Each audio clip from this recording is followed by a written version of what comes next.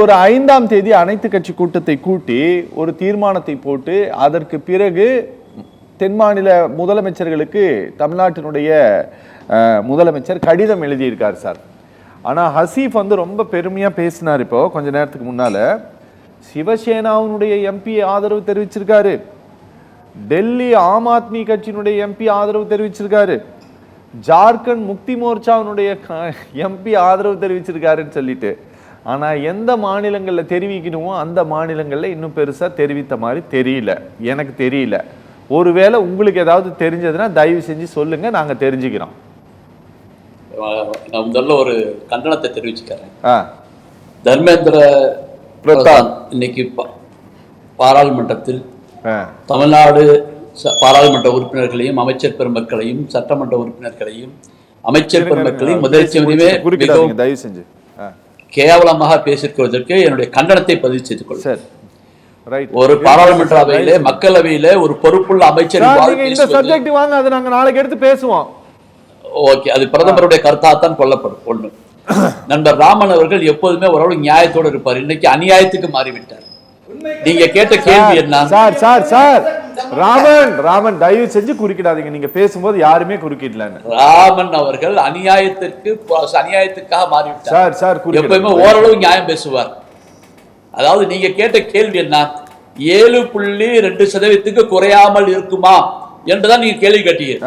அவர் என்ன சொன்னார்? அமித்ஷா 39 சீட்டுக்கு குறையாமல் இருக்கும் என்று பதில் சொன்னார். இது என்ன அநியாயம்? நீங்க கேட்ட கேள்வி என்ன? தமிழ்நாட்டில் 39 சீட்டு இருக்கும். அப்போ உத்தரப்பிரதேசல எத்தனை சீட்டு இருக்கும்? 80 இருக்குமா, 143 இருக்குமா? பீகார்ல 40 இருக்குமா, 65 இருக்குமா?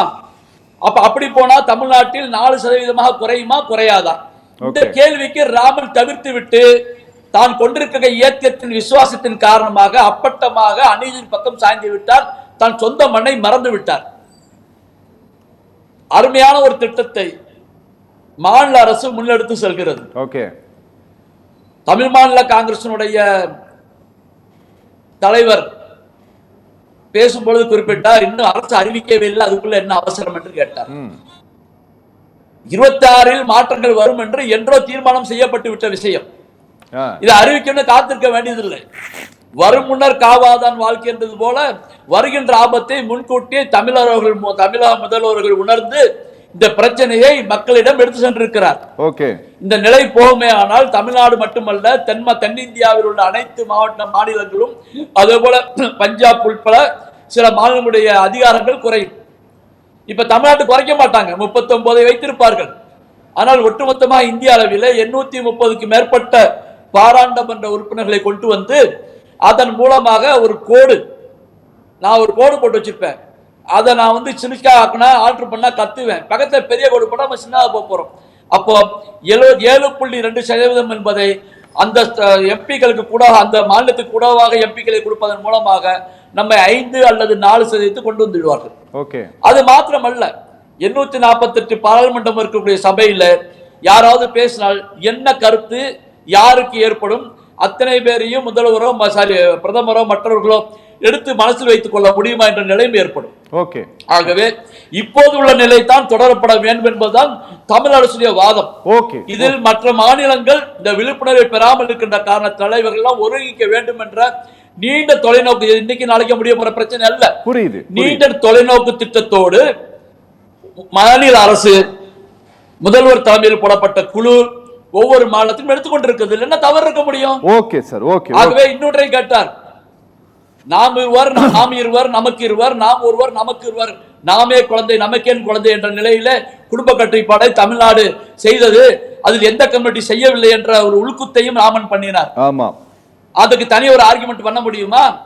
எந்த சமுதாயத்தினுடைய மக்கள் தொகை தமிழ்நாட்டில் பெருகி இருக்கிறது என்பதை அவரால் நிரூபிக்க முடியுமா? அதை அவர் நினைத்து பார்க்க வேண்டும். அது பாஜகவுடைய புத்தி, வலதுசாரியுடைய புத்தி. மக்களை மத ரீதியாக, சாதிய ரீதியாக, சனாதனமாக பிரித்து பார்க்கின்ற புத்தியை ராமன் அவர்கள் காட்டியிருக்கின்றார். அது தவறான வாதம். அப்படி பேசியிருக்க கூடாது. அவர் அந்த பேச்சை அவர் திரும்ப பெற வேண்டும். கணக்கு பாருங்க, தமிழ்நாட்டிலே பாருங்க எத்தனை % எந்த சமுதாயத்தினர் அல்லது எந்த சமூகத்தினர் மக்கள் தொகை பெருகி இருக்கிறார்கள், குறைந்திருக்கிறார்கள் என்பதை தனியாக சவால் விட்டு நான் சொல்ல கடமைப்பட்டிருக்கேன். ஆகவே தமிழ்நாட்டுடைய அவருடைய சமஸ்கிருத அந்த ஈர்ப்பு தமிழ சொந்த மாநிலத்தையே புறக்கணிக்க வைத்து தமிழ்நாடு செல்லா காசா போனாலும் பரவாயில்லை என்ற நிலையிலே ராமன் போன்ற நல்ல மனிதர்கள் எடுத்த முடிவு மிகவும் எனக்கு ரொம்ப கஷ்டமாக இருக்கிறது. அதில் இந்த கொள்கையிலிருந்து மாறிக்கொள்ள வேண்டும். இந்த பிரச்சனையை வச்சு அவர் வலதுசாரி கொள்கையிலிருந்து மாற வேண்டும் என்று நான் கேட்டுக்கொள்கிறேன். ஓகே சார், பேசலாம். நிஜாமுதீன் சார் ஏதாவது சொல்லணுமா? நான் நிகழ்ச்சி நான் முடிக்கிறேன் சார். அதாவது ராமன் அவர்களுக்கும் செல்வம் அவர்களுக்கும் ஒன்றை சொல்லிக் கொள்கிறேன். மாநில அரசை பற்றி வெகுவாக சொல்லிக் கொண்டிருந்தார்கள். தமிழ்நாட்டில் 50க்கும் மேற்பட்ட கேந்திர வித்யாலயா பள்ளிக்கூடங்கள் இயங்கிக் கொண்டிருக்கின்றன. அந்த பள்ளிக்கூடத்தில் 102 இந்திய ஆசிரியர்களும் 48க்கும் மேற்பட்ட சமஸ்கிருத ஆசிரியர்களும் பணிபுரிகிறார்கள். இது ஒரு ஆளாவது தமிழுக்கு இருக்காங்களா? தமிழ்நாட்டில் நடத்தக்கூடிய பள்ளிகளுக்கே உங்களால் வைக்க முடியல. சிபிஎஸ்இ பள்ளிக்கூடம் என்று தனியாக தொடங்கி மக்களுக்கு இலவசமாக ஒன்றிய அரசு நடத்தி கொண்டிருக்கிறதா என்பதை யோசித்து பார்க்க வேண்டும். அதாவதுங்க ஒரு பிரச்சனை என்னன்னா, தமிழ்நாட்டுக்கு வரும் ராமன் சார் கேட்டாரு, தமிழ்நாட்டு எம்பி போய் என்ன கேட்டு வாங்கிட்டு வந்து நீங்க கொடுத்தாதானே, நீங்க தான் வந்து பாஜக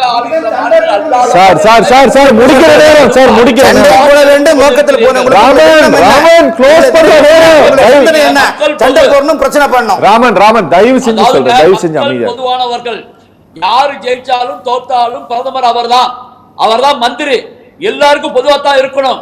தர்மேந்திர பிரதான் இந்த பணத்தை தரவே மாட்டேன் என்று சொல்வதற்கு என்ன யோக்கியதை இருக்குது? தெளிவாக சொல்லுங்க. புடுங்குவதற்காக நீங்கள் வந்து கொண்டிருக்கிறீர்கள்.